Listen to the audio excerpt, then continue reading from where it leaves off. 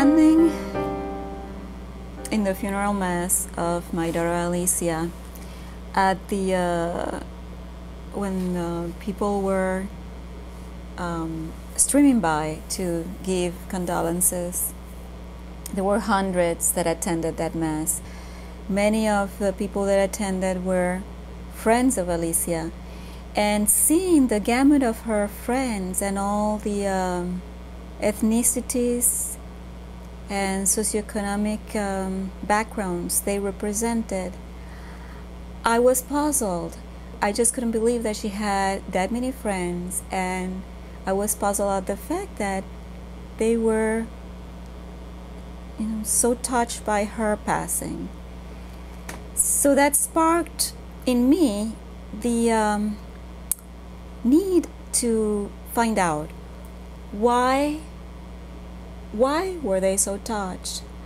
I wanted to know how had she touched their lives. Who was Alicia to these many friends?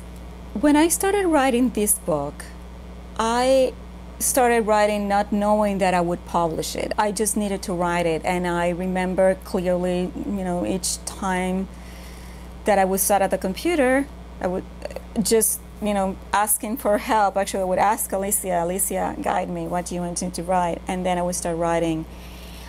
Eventually, I knew that this book needed to get published because I realized that it was not only Alicia seen, a little bit of a memoir of Alicia seen through her friend's eyes, at least of her teen years, but it was much more than that. It was really an exploration on teen grief, and I realized that this book could help other teens that go through the loss of someone they really love.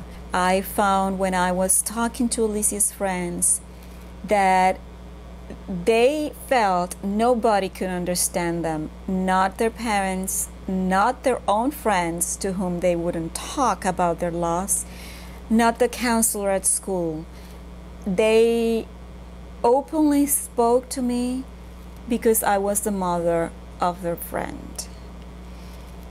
One thing I discovered in talking with Alicia's friends was that it was very healing to talk about who she was for them, what she did with them, how she behaved with them, how she behaved with me, and to compare notes. Because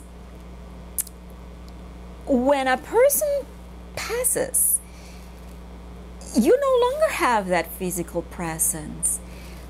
So what you're left with is all those memories. And in rejoicing in those memories, we could make our own individual memories, we could make them richer. When Alicia died, one thing that I asked myself is, I can't believe that she died without having a real kiss. So I'm here talking with one of her friends, and I asked her point blank, Vicky, tell me, did she ever kiss a boy?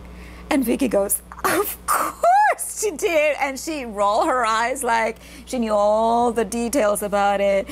And we were laughing so hard because we were sharing who she was, and it was so good that to know about all these details. Even though I wept with them and we laughed, we had wonderful times just reminiscing. And I'm so happy to have done it. And I actually would say to any parent that loses his or her child to do this, to talk to her friends, because it's just the recovery of all these precious moments brings you such joy.